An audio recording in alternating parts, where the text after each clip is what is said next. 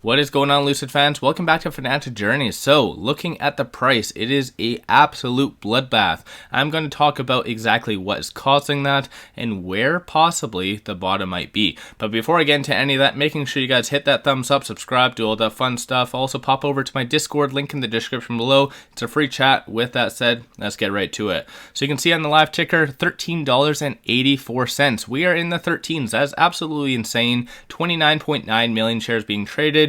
42.1 the average, and 1.5 million shares being purchased by institutions and hedge funds just today alone. So there is a twofold event that is occurring right now. So CPI data did come out. It was a little bit higher than expected. So 8.3 versus the 8.1 forecast. So that is causing a lot of fear, ultimately leading to that there's going to be a lot more rate increases because of the recent Fed meeting that did come out. They did raise the rates, but they said that they are going to be cautious about the future, blah, blah, blah.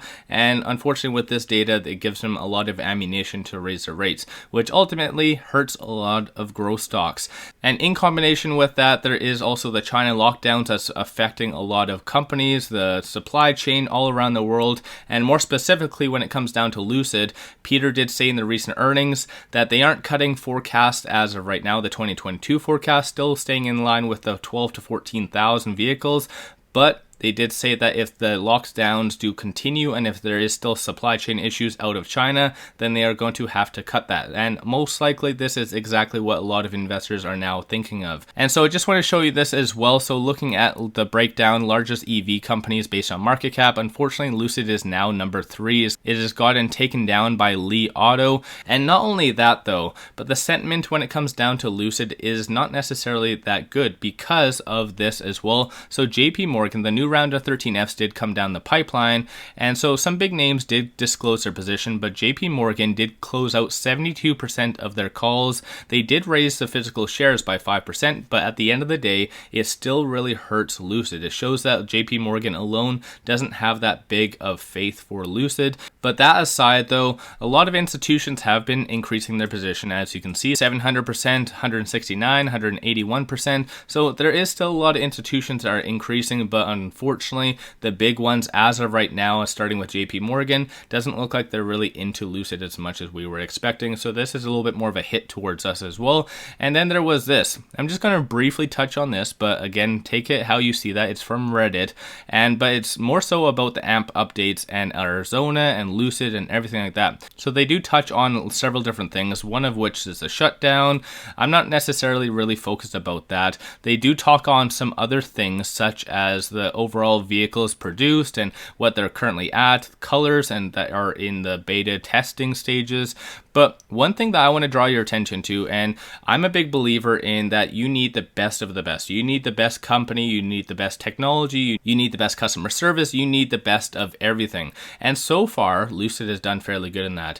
This, in my opinion, is what I read through. I'm going to go through this with you and how I interpret this. So HR is having trouble finding workers as Lucid still requires COVID vaccines for employment. Also, nearby jobs in Casa Grande are also paying way more than Lucid. Even Walmart at $23 and so forth. You can see all of that. And not only that, but all of those places are not requiring any COVID shots. So this is hands down one attribute. Yes, taking COVID, that aspect aside, we are not paying compared to in the general vicinity. And how are we going to bring in skilled workers? From my own personal experience, you need to pay employees the appropriate rate to get in skilled workers. If we aren't even paying more than Walmart per se, which Walmart's paying $23, if we're not even paying to their level, then how are we expected to get better than Walmart employees? Obviously, just take that in and let that sink in for a second.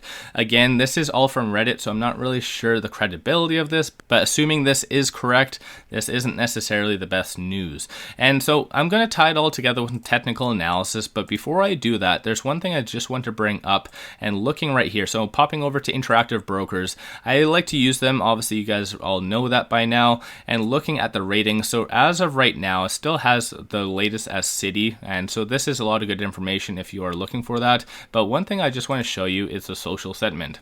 looking here, very much negative. It's starting to turn a little bit more positive. I'm not really sure, maybe because there is a lot of value investors really liking that, because we are at $13.81. I did buy in today. I'm probably very much crazy. I bought in at $13.96, only 250 shares though, but still it is getting a little bit much. Obviously we are in unknown territory. I'm going to touch on that when I do a little bit more technical analysis. But on a side note, if you do like interactive brokers, click on the link in the description below or in the comments as well. Just play around. It clearly does have a lot of good information that I typically use as well. But getting back to it though, I'm just going to tie it all together with some technical analysis. So I have the 50, 100, 200-day moving averages, Bollinger Bands, RSI, stochastic, and momentum.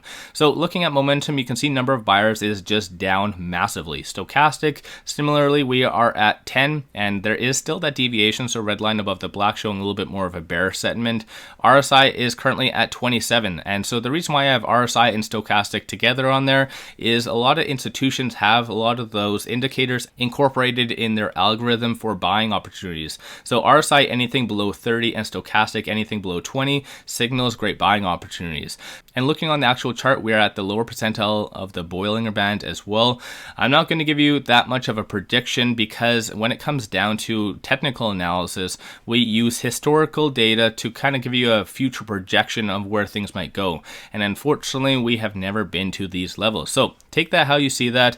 Given the circumstances on how things are, if things progress as much as they are going down, then I can see $12.50. That is my guess, and that is more of a psychological guess, more so at that 50-cent mark. So $12.50 is where I see it going. Take that how you see that. I'm not a financial advisor. Do your own due diligence at the end of the day. But just be cautious about anyone out there doing technical analysis and giving you projections, because like I said, everything is in unknown territory. We do not know hypothetically where there is strong support. It's just all guesses. So take that how you see that. If you haven't already, hit that thumbs up, subscribe, do all that fun stuff. Greatly appreciate that. If you do like my channel and support the growth, take a look at my memberships, link in the description below, or just hit the join button at the bottom of the screen. With that said, appreciate you guys watching, and let's all make a lot of money on Lucid.